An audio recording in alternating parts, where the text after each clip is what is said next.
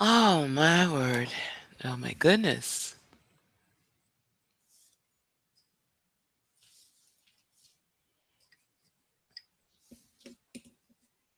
I cut the cords that bind me to any individual, person, place, or thing, family members, friends, lovers, all of the continuum, any spirit, entity, interdimensional or multi-dimensional being. If you are not working for my highest good, I cut all cords to you, bind them, and burn them because they are not for my well being. They are not for my highest good. And so, although all of that which is for not only my greatest good, but the greatest good of the planet, I endorse it. I engage it. I share it through the omniverse. And so it is. And why am I sounding so nasally tonight?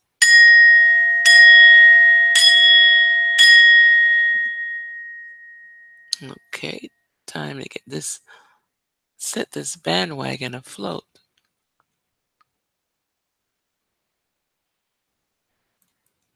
There we go. Message sent. Okay, one down.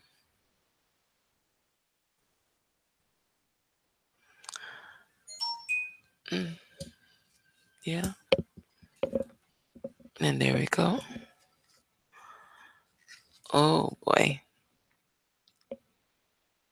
Ah, okay. And here we come. And there we go.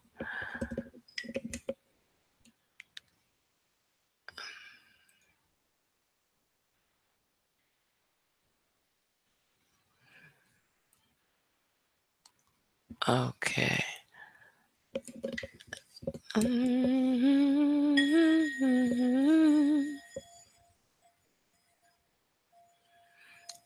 Swami Sham Swasta Bhavatu.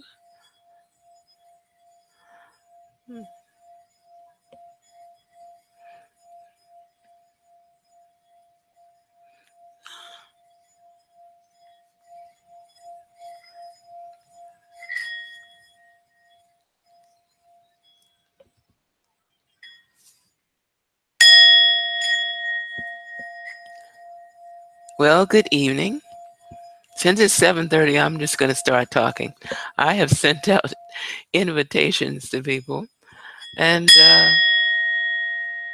as Spirit says, it has nothing to do with however many may appear.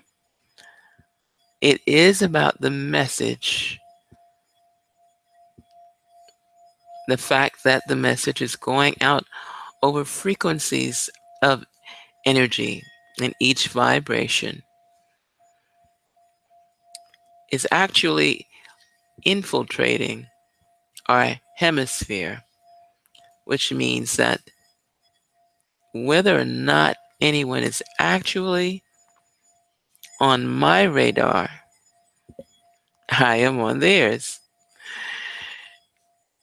and they are listening, even if it's unconsciously, subconsciously, the frequencies of the energy that I intend to have success in assisting in the healing process of humanity. And so, no actual person has to be on the other end with me. I can just start talking, and wherever the frequencies of energies are perceived, and that's everywhere, so shall it rain, so shall it be. And last week I did this with 2 bowls, but today I'm only going to do it with one, and I'm greeting the energies, the positive energies that are assisting me in sharing whatever needs to be shared. Um, I don't have to call upon a particular name. Before I started talking, I cut the cords of any energy that is not for my highest good or for the highest good of the planet, actually. And those who will listen to this, mm, whenever they listen to it, keep in mind that there are energies that are not for the highest good of everyone. And this is not to build fear based energy or negative energy. This is simply to alert.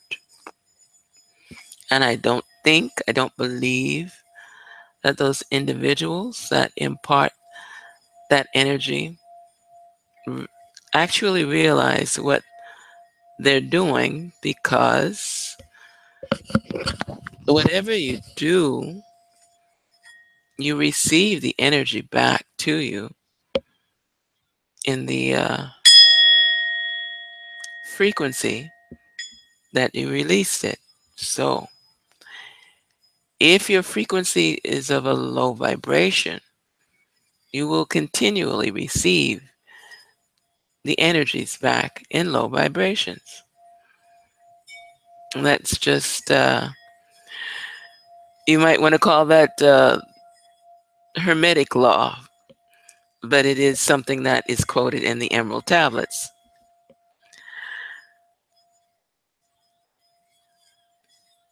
So, with this bowl of Tibetan brass, I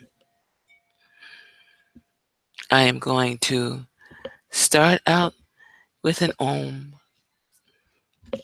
and more or less ring it every time I breathe. I can't,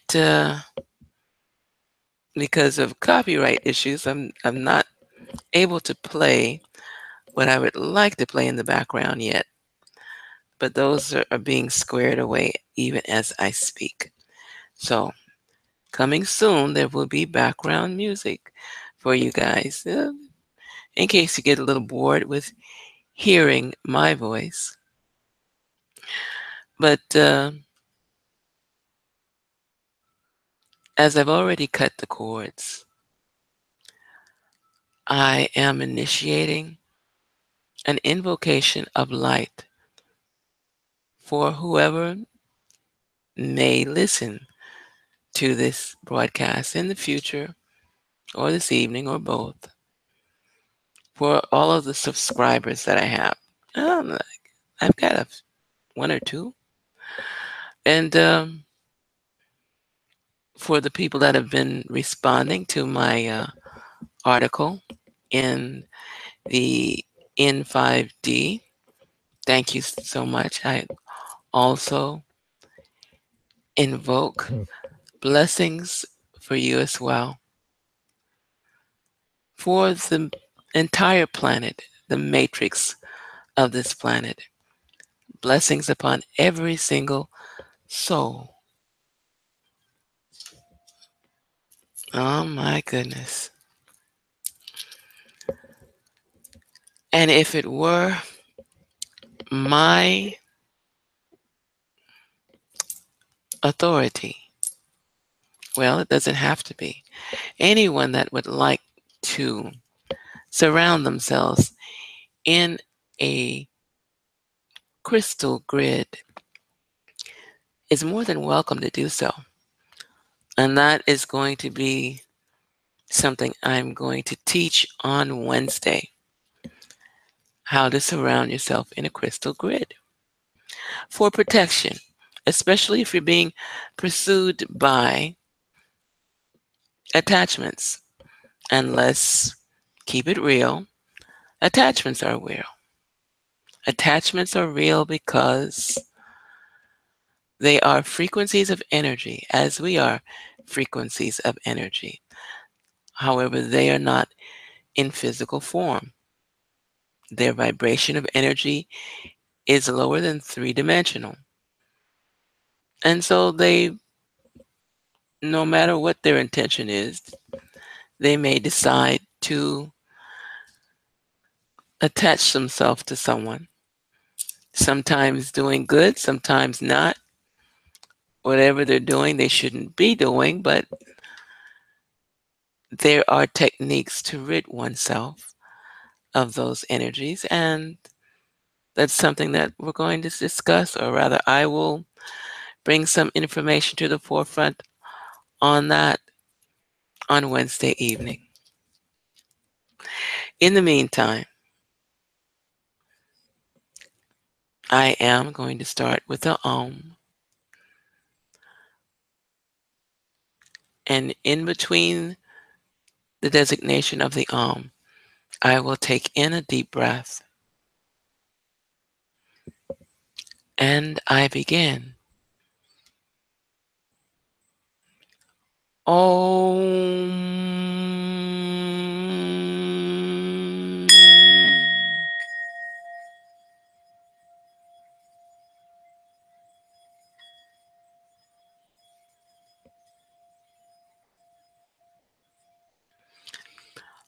Om.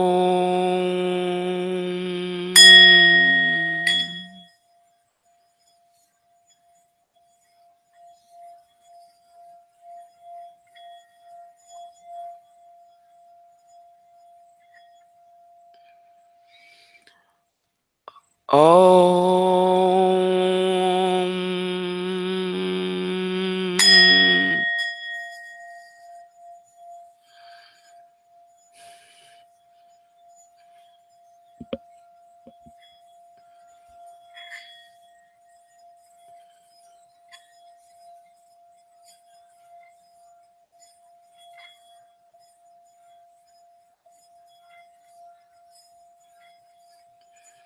Om.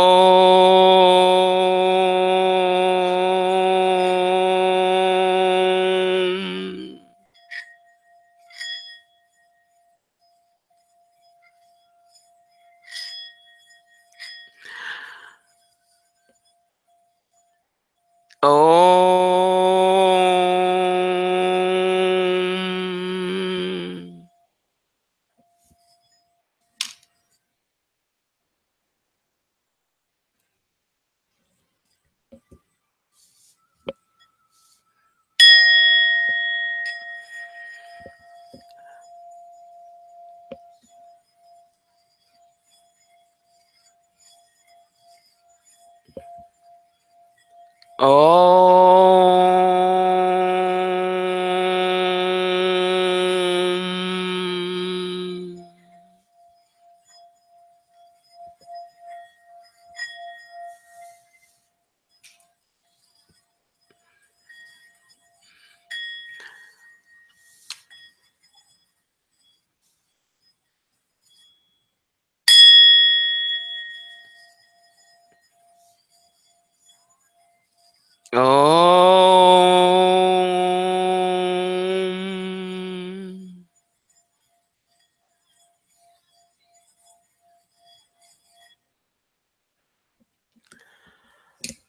Whoa.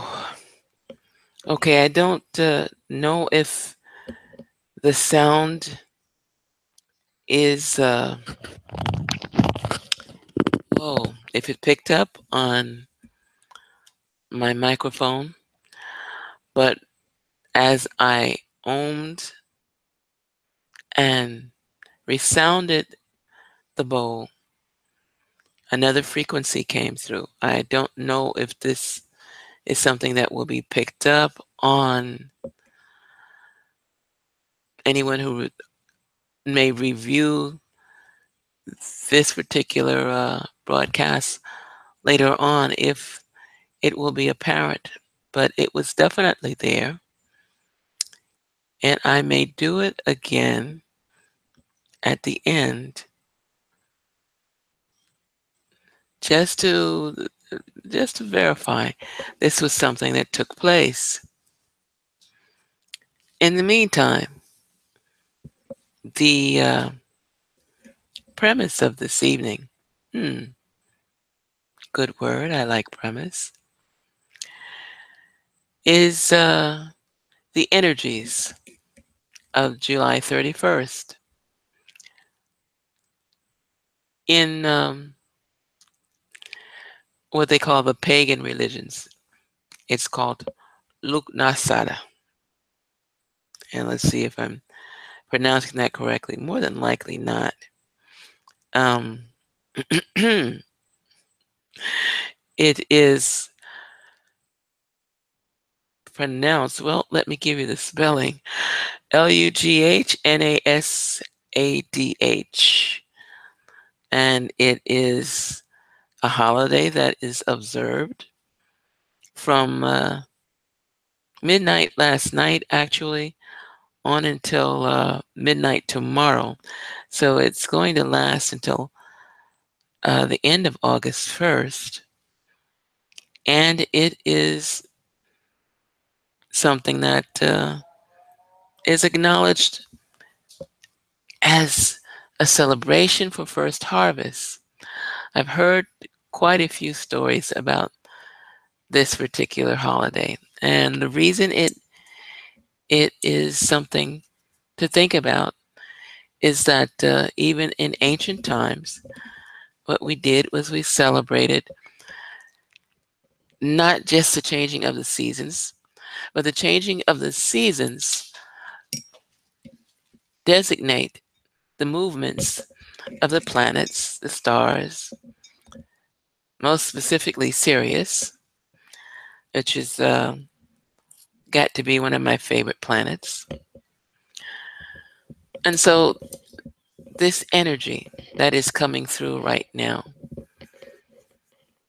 it is awesome. And this was recognized back during the times of the early Christians as well. They changed the name of this particular recognition. I can't call it a holiday because Christians don't really call it a holiday, but they call it Lammas, Lammas. And so this is something that, well, it is a part of who we are.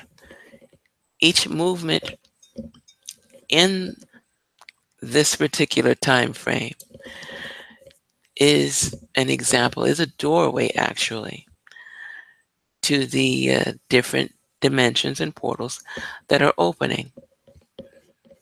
I mentioned Sirius just a moment ago, but there is, as far as the Lion's Gate is concerned, there is an opening of a portal through Sirius that's going on right at this moment in time.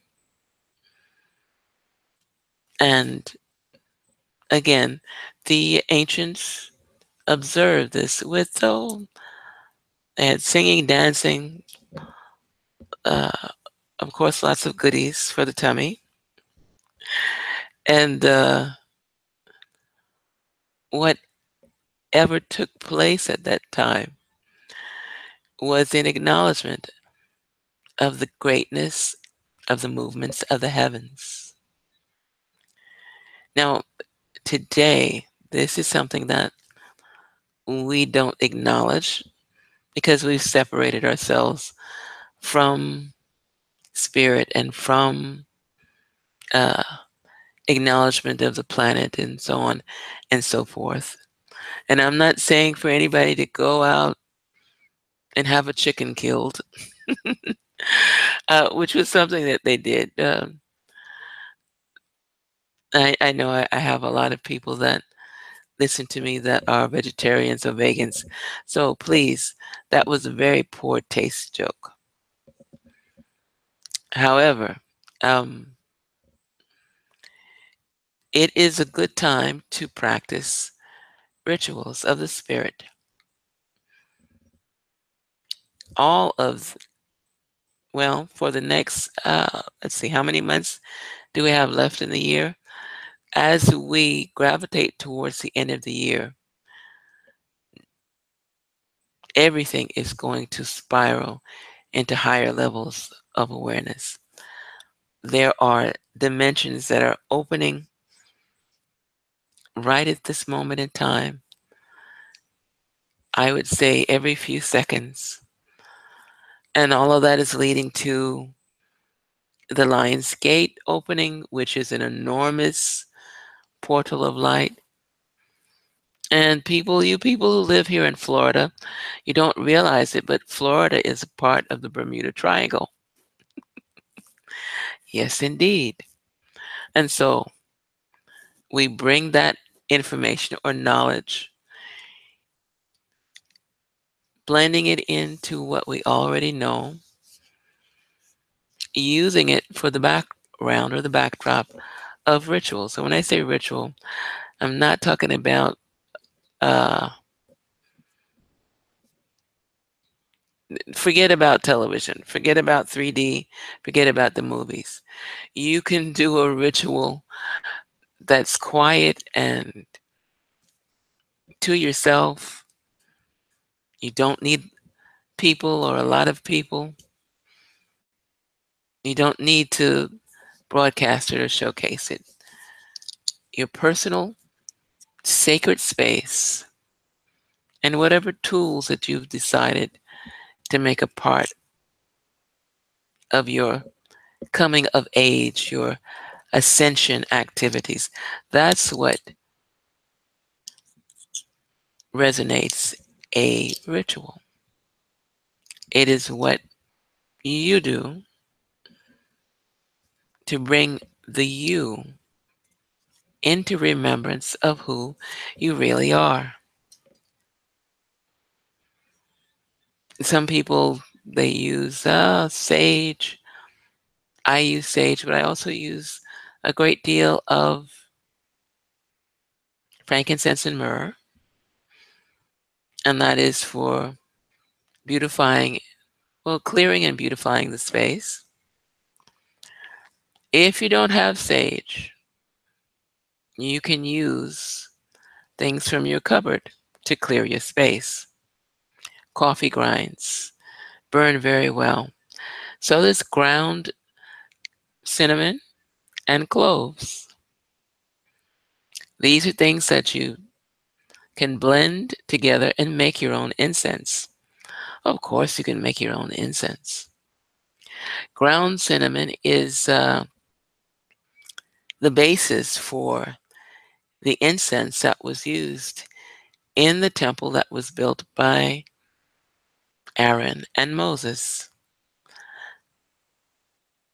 There were quite a few other things in it, but ground cinnamon, I believe, was number one. There may have been cloves, but I don't think they were ground.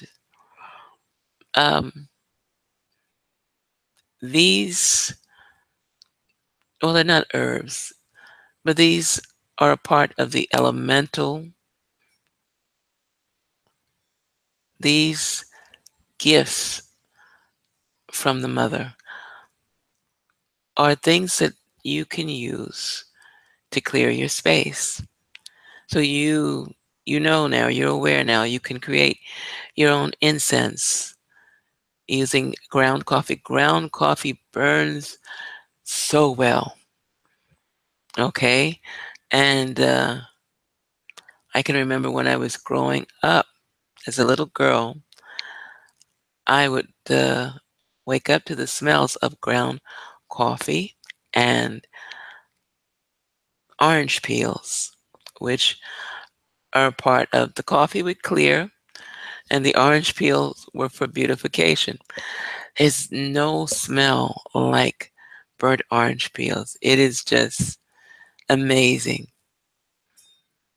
And it will assist in sort of sweeping out those energies that really need to be on their way. Maybe they don't want to go into the light, or they got distracted by your light on the way to the light, and they decided to hang around. I'll give them. I'll give them that. I'm not bashing uh, earthbounds, at least not this evening. But these are spiritual tools that you can use.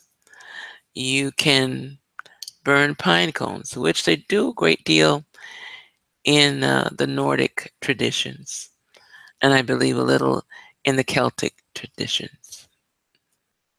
In the African traditions, well, we have the ground coffee and the ground cinnamon and cloves.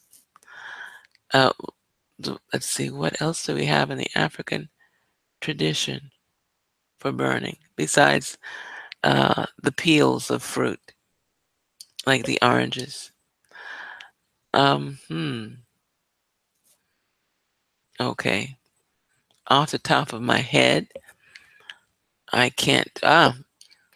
Ground sandalwood is also very much at hand. Usually it's something that can be harvested right away. Um, Back to the Nordic and the Celtic, uh, pine branches and pine bark, and it gives off a very nice smell in the house.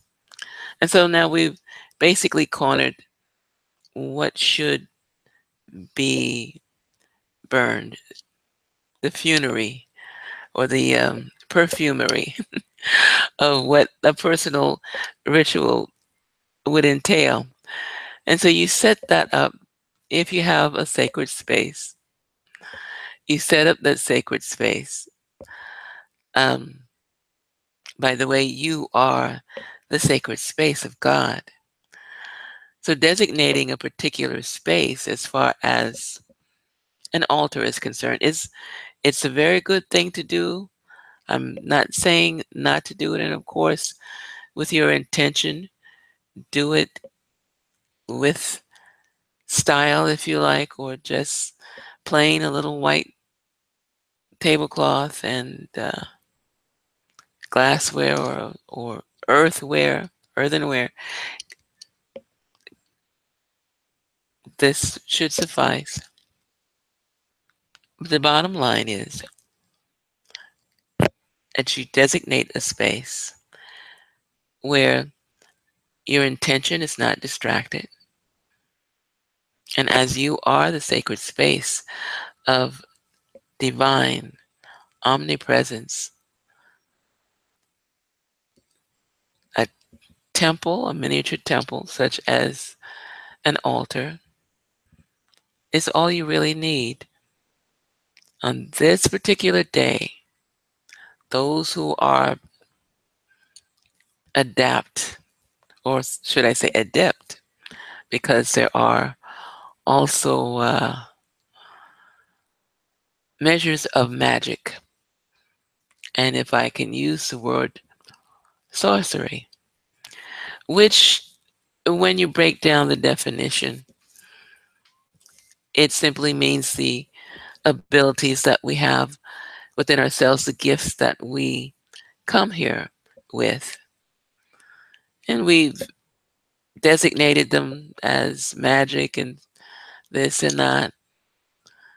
And really, it doesn't matter what you observe or who you observe in the way of your religious affiliations, because the energy comes from within. Your intention in what you're doing is what makes it work. So,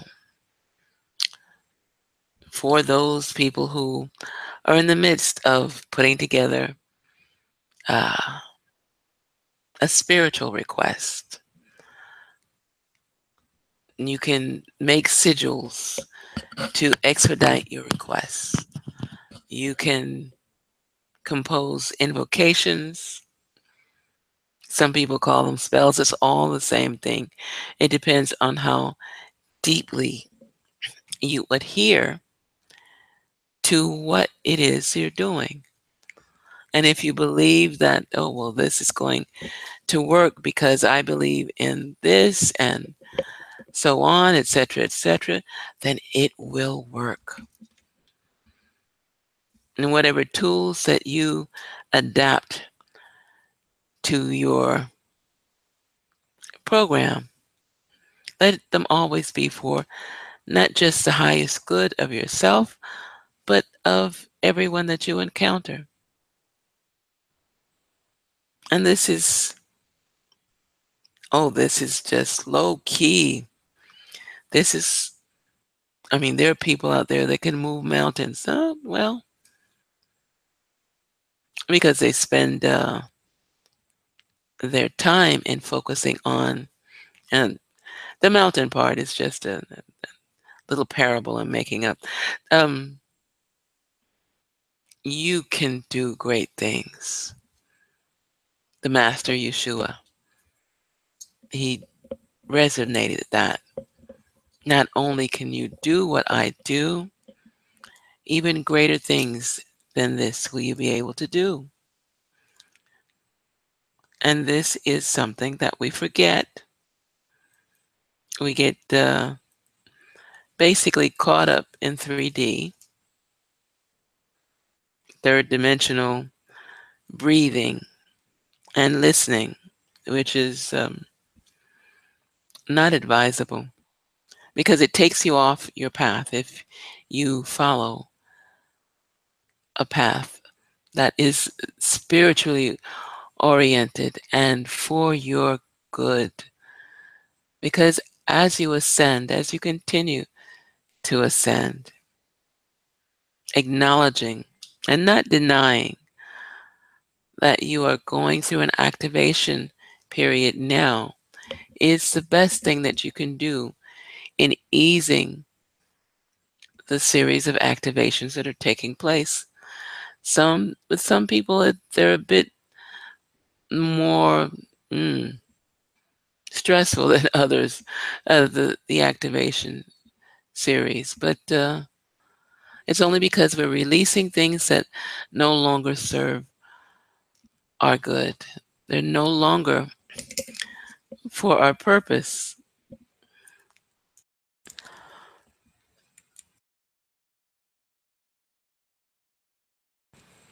And I have been, as you can notice, I'm a little bit on the nasal side.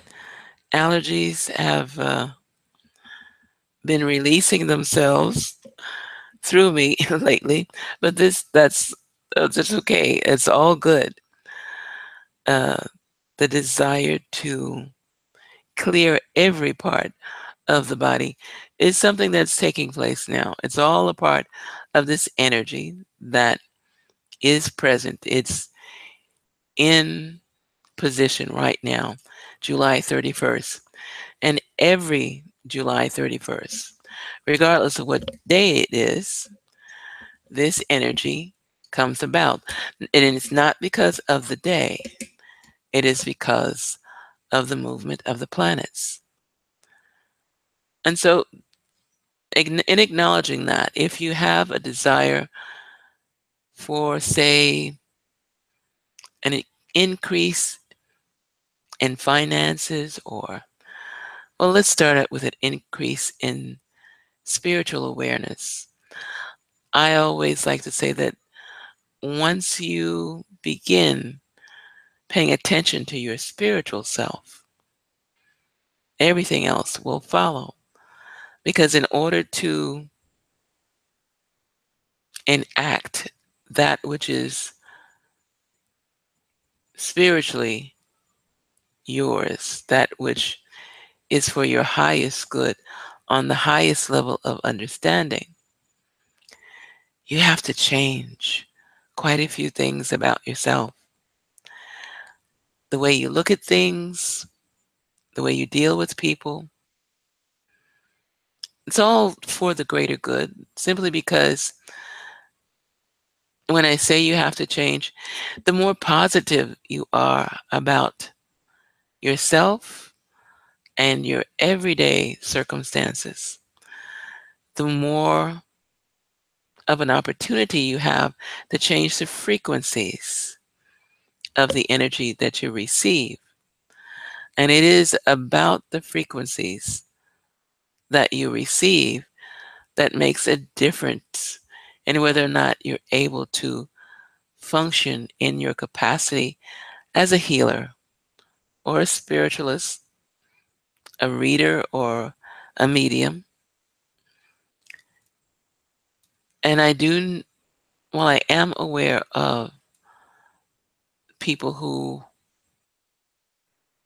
they they wish to ascend to more spiritual states of mind. However, they're working on it. Let's put it that way. They're working on it. And one of the keys to bringing that to fruition is being more positive about how you speak about yourself, about how you speak about the people that are in your circle of friends, or even how you speak about your circle of enemies. If that's a possibility, people can have circles of enemies. But the point I'm trying to make is that in changing the way you speak, even things such as profanity, which also carry vibrations, they're frequencies. Each letter in the alphabet has a frequency of energy. So, at this particular time of the month, the very last day in this particular month, especially in this year, which is a one, the best thing, the very best thing that you can do for yourself is to bring about an understanding, an awareness of the frequencies of the energies that you use. And this way you can manifest things on a higher level. You can manifest great wealth if that's your desire. But I suggest that you attempt manifesting uh, your spiritual discernment first. And in such a way that you're like Midas. Midas, every thought becomes a piece of gold. I know it's not easy for quite a few people, simply because many of us have been raised, brought up to speak in a way that is not always positive.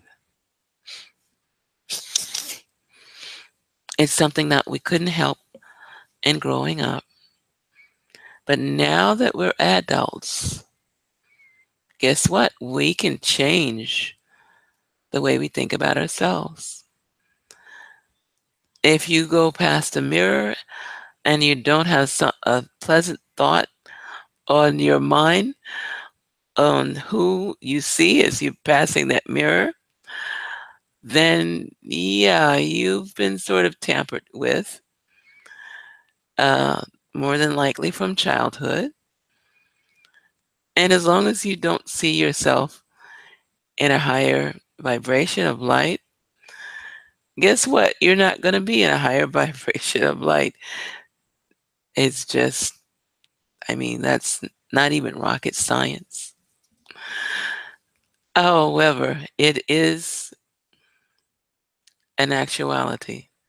And it's not something that you would leave behind in the 3D dimension, the third dimension. If you don't look at yourself with a positive attitude and speak to yourself with a positive vernacular,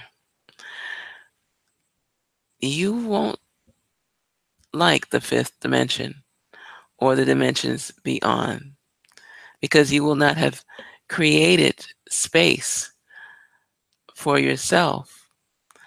See, this is also a part of the ascension.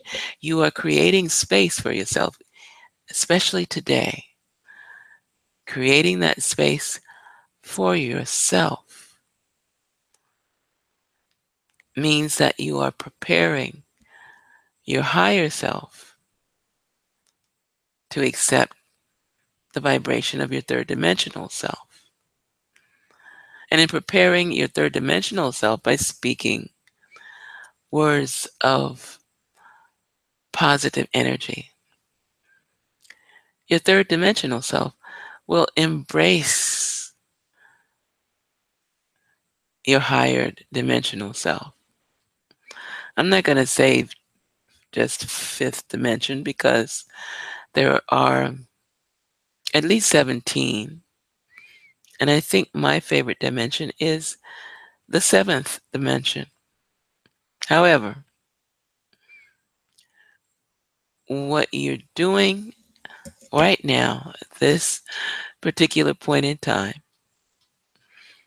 is you're making space for those dimensions to which you will travel through at some point. And I am not talking about dying. I am not talking about giving up the ghost or anything close to that. It is something that you, if you desire, will be able to do, and that's traveling through different dimensions. The star seeds that are here with us now, they're able to do this with a great deal of ease right now. Uh, Most of them have come in with the ability to travel through the dimensions without preparing themselves. Those of us who did not bring that ability in with us, or perhaps our talents lie on other shelves, perhaps we're able to assist in the healing process. That may be something that we do quite well, or we give readings, or we're able to, what's the term they use now? We're very successful at remote viewing, which is a new age term for something that humanity has been doing from the very beginning. We all have the ability, if we steady ourselves and focus with a bit of concentration, we can access imagery of what's going on at some other place in time. They call it remote viewing now. And there are even some people who believe that, well, when you do a remote viewing on someone, you should have their permission first. Sort of like it can be uh, determined that it's sort of like being a peeping Tom, but not really. I mean, say for instance, you're very intuitive and you're working with the FBI or the CIA or your local constabulancy. Did I get that word out right? And you're assisting them in finding someone who has been kidnapped. I'm going to put it on that level that you're helping to save lives. Well, at that point, no, you wouldn't need permission to do a remote. And to tell you the truth, what you're picking up on when you see visions or have visions, what you're picking up on is the frequency of the energy, something else that we're totally, well, we don't remember that this is what we are, but we are frequencies of energy. And when someone can see you via remote viewing, in other words, uh, however they access imagery of you, they can see you walking around or lying down, not just you, but in general. This is people who have opened that gift within themselves are not fond of it, trust me. It does not add to their day because they're not really interested in viewing what other people are doing when they're doing it. You can uh, tap into some very unusual moments and do so without a desire to do so. So, in remembering that we're frequencies and that we have the ability to pick up those frequencies, we have the ability to hear those frequencies. And that's called telepathy or being telepathic, where we can ascertain the frequencies that are coming back and forth. It is amazing what we can do in general as a species, even with the intrusion of DNA from extraterrestrial sources. Even before that, we are an amazing species of light frequencies. Now, all of this talk has been the base, uh, the diagram, rather, for pulling on the energies that are at present. They're working through each and every molecule of every person that is on this planet, regardless of what frequency level they are. We each have our own levels of frequency. Those who have left the body are still alive at a different level of frequency. And so the energies of today, the 31st,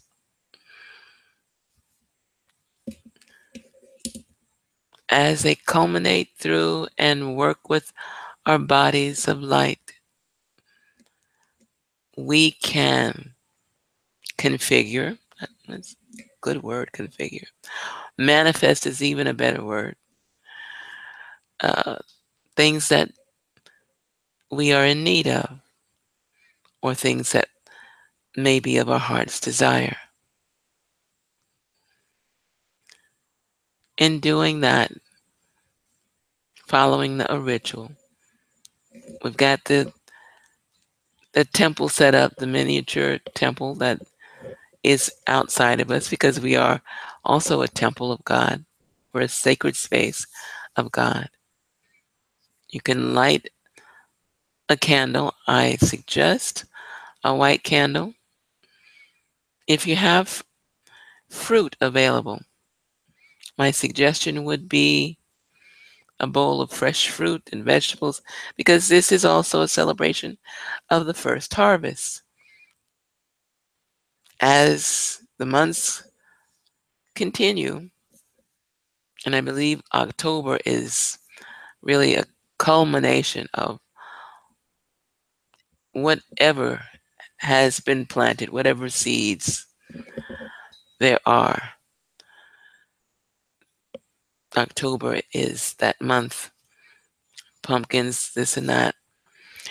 Uh, where all of those items can be found. But right now, we do have first harvest to deal with. And so, as a part of our ritual, whatever phraseology we may have, whatever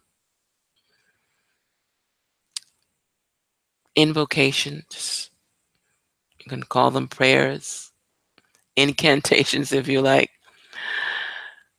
speak the words that are most comforting to you in expressing the energy that you're feeling right now.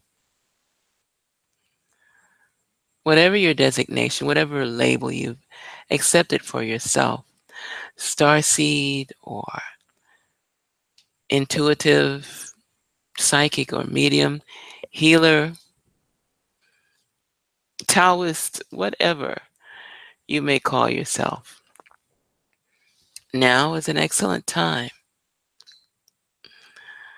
to bring that into the forefront of what you're doing. Write it down if you like. What does it say in scripture? Write it down, make it so. Over the words that you have before you, or if you've got a great memory, you don't even need to use the words. If you have that memory that will allow you to speak it. Incense at the ready, on the left side, the feminine side. Gemstones, quartz crystals. If you're dealing with health issues, selenite is excellent. If you think that you need to release certain negative energies, carnelian, that is also a brilliant stone to have. Reciting the words that you wish to use to bring about the energies. Remember, always ask for assistance, for guidance and protection. Submit your feelings, your emotions of gratitude for what you are about to receive, for whatever you have ever received. From there, place your desires into the position of manifestation. Ah, I almost forgot. Make sure to have some flame, some fire nearby, because if you've written down what it is you're manifesting, at the end of the manifestation, no, don't use the candle if you've got it lit.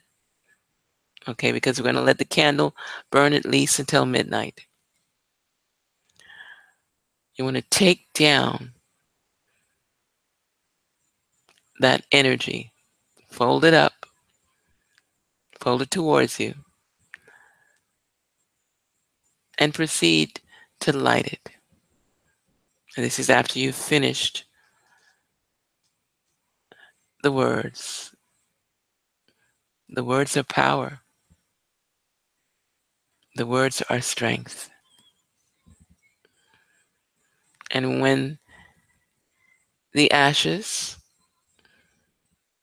have reached their highest level of extinction, put those into the incense, or however you burn your incense. Uh, a shell, the abalone shell, clay, earthenware, however you do that, put the ashes there. And then you're going to release the ashes and all of what has burned as incense. You're going to release it into the wind.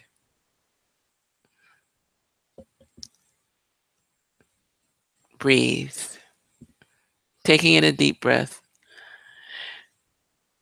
knowing that what you have done has been not just for your greater good, but for the greater good of the continuum. That energy that you're resonating out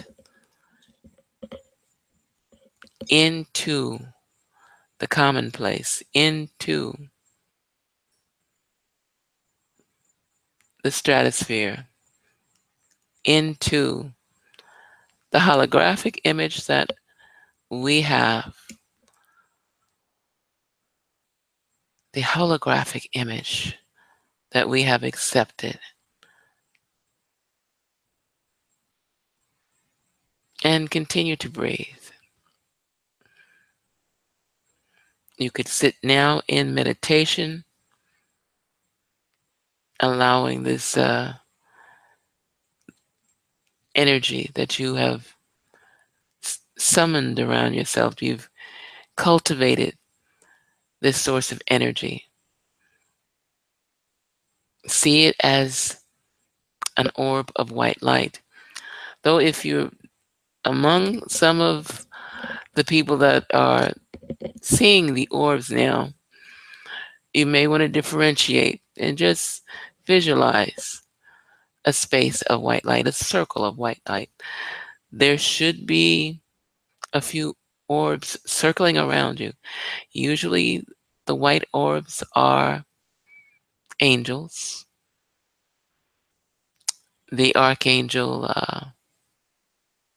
Michael or Michael is, well, when I see him, it's usually blue, shades of blue, but it's an orb.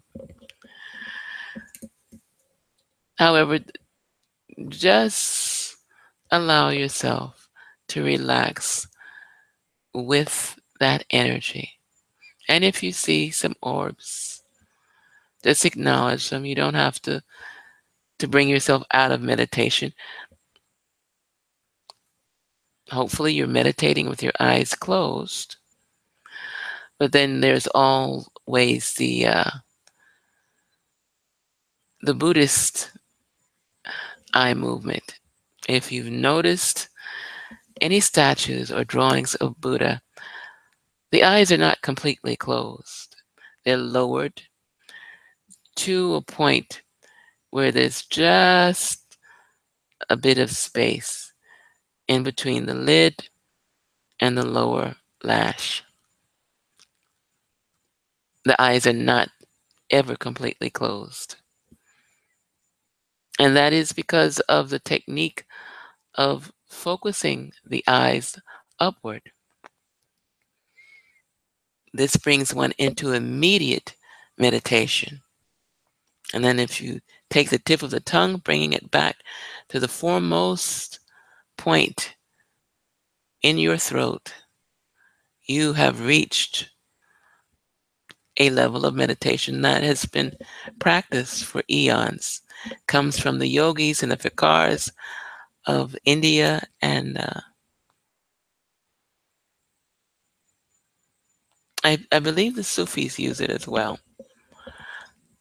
But that is neither here nor there. The point is that it works, and that is special. And so, as you're doing this, as you are holding sacred space from within, shower yourself with the light that you're visualizing. Just allow it to stream around you, to embrace you, holding the thought of just the light. You've already done the major part of the work. The majority of the work was your intention for what you're doing. This is something that we forget. Our intention is more important than any spiritual tool, any religiosity, love that word, any spiritual ritual that we can come up with, intention outweighs it all. So if your intention is for the highest good, then the frequency of the vibration that you are transmitting and receiving will always be for your highest good. Even if challenges come along, if you maintain that frequency, that level of energy, somehow, in some way, whatever the challenge is, you will not be as affected as someone who does not have the inclination to keep that particular level of energy at its peak. So I want you to breathe because we're closing in upon 8:30. Yes, I know this has been a popular day for people to be out and about in the marketplace. I had spoken with at least two or three who were going to be here, but then there were two or three more who had to be somewhere else. It makes no matter.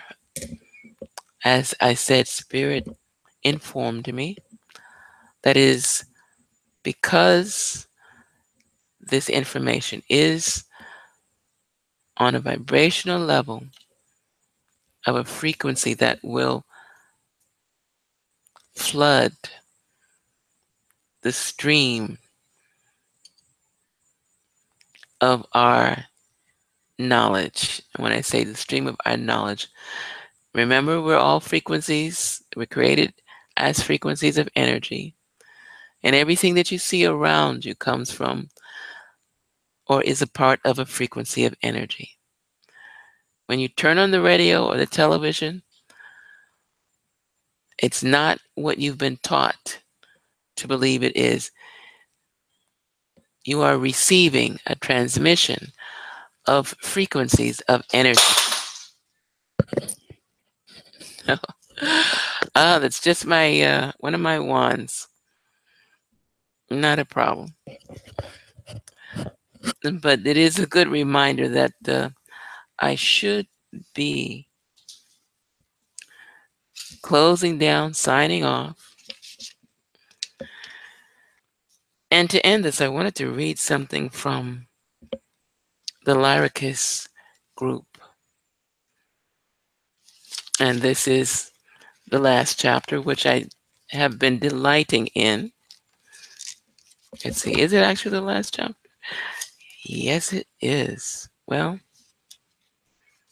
no, it's not the last chapter, but I do have a tendency to read from the back to the front of the book. And I know that's cheating a bit, but that's okay. It's okay. The information is being acquired. Within this ritual that you have heard me give the basics of, the intention, as I said, is most important. But within that is the emotion of the heart. Now, let me see if I can explain of what I just said because I know how it sounds. Your intention comes from your heart, period. And in summoning or manifesting the energies that you have manifested when you listen to this particular broadcast or anytime, you know you can create your own rituals. I know that I speak to a group that has enough information to do a great many things on their own without me sharing any information that I have. But this is for those who may feel a guideline is necessary. Your desire for whatever your heart leads you to believe is for you is what will set the pace, the radiation, the level of which you may receive. And in order to entrust the heart with this, the emotion of love must be at the forefront. I had been saying positive thoughts, positive energy. Let's break it down. Love. It is the opening door.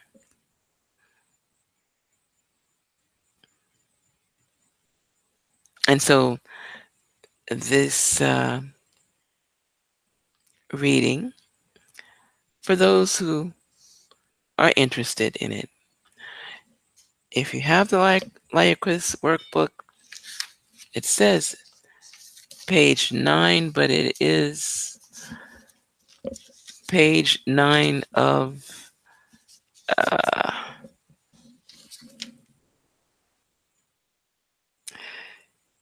the energetic heart. Okay. Your thirst for heart intelligence is more powerful than you imagine because you relabel and redistribute it as the thirst for knowledge and experience. This is because you, human, immortal, spiritual being that you are, that's not in the book, that's sort of my embellishment. You have focused on the third eye, on the higher mind, the crown chakra, the cosmic knowing, and you have struggled to bring knowledge and experience into your mind. Mm. There is nothing wrong or misguided about this. It is natural and is part of the encoding of those present in this time. I am only explaining that it is time to shift to the heart. It is a fair question to ask. Why? Abundant knowledge exists on this planet relative to man's spiritual quest and ascension career. It does not require layers upon layers of embellishment. Indeed, these layers, in many cases, create the new filters and densities that obscure the pure understanding inside your hearts. This is a time of creativity and co creation. It is not a time of reworking, embellishing, or enlarging the knowledge systems of the past.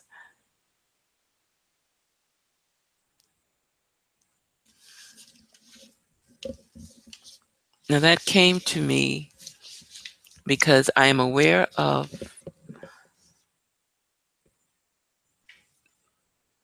well, I'm aware of individuals who feel it's necessary to become members of mystery schools or cults or organizations that they feel may expedite their awareness and their spiritual path by giving them great powers of persuasion and abilities to shape shift and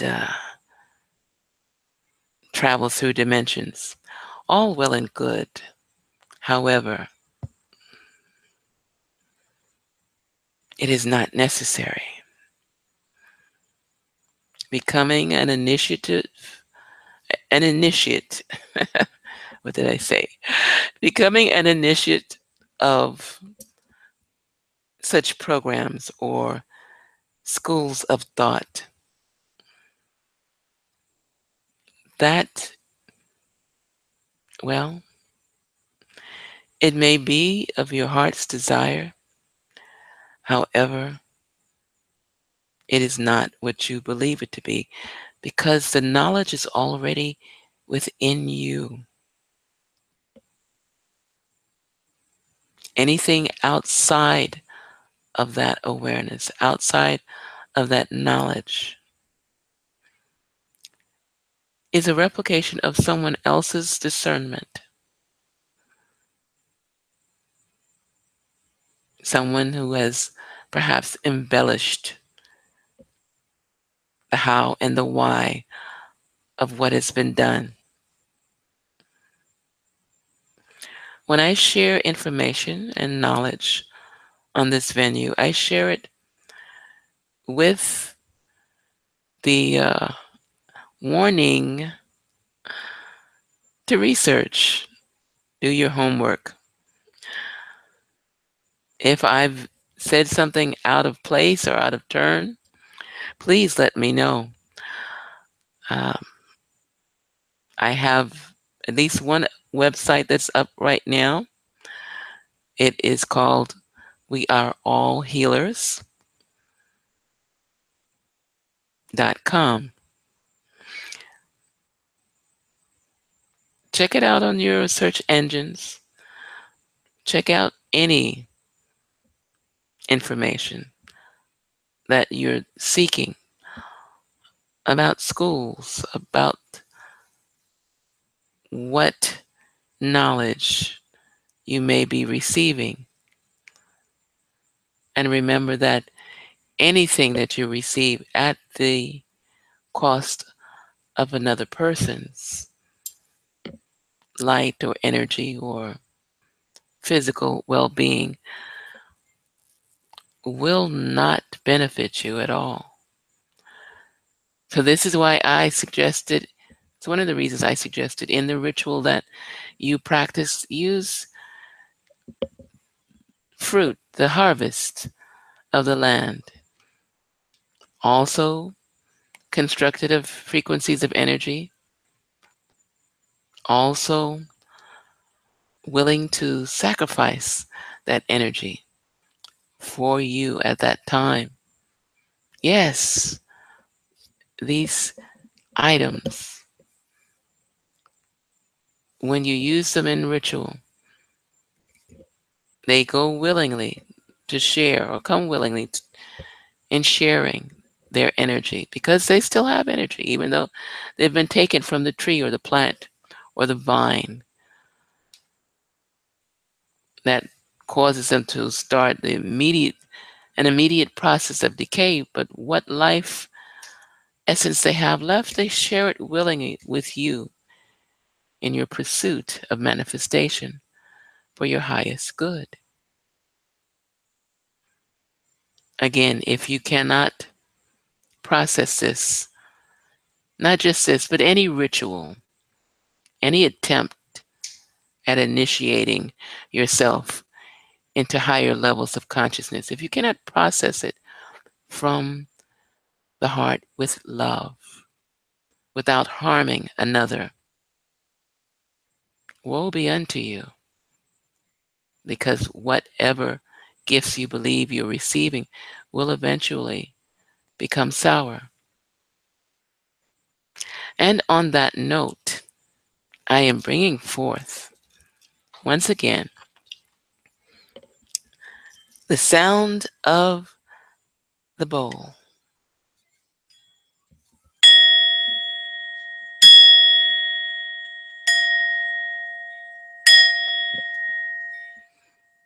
And I offer to the universe gratitude for this evening.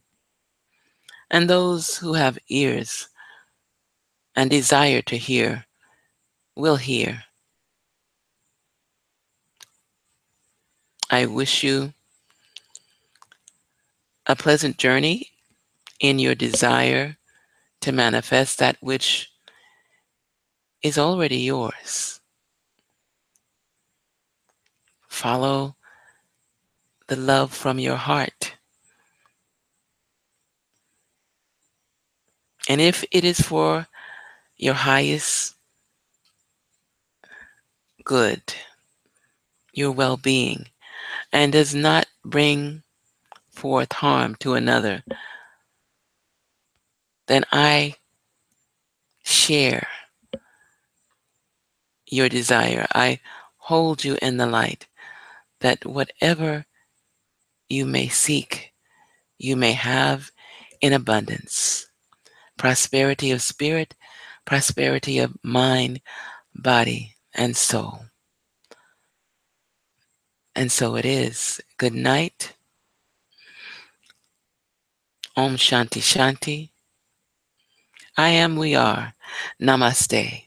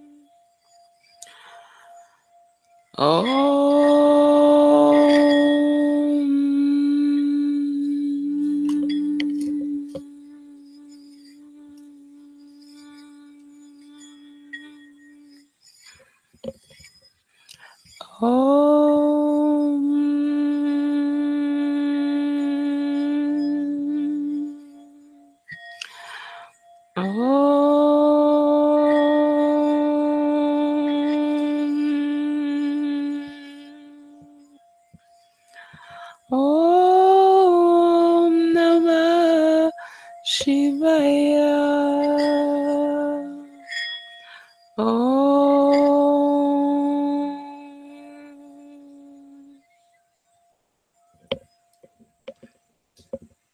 And good night.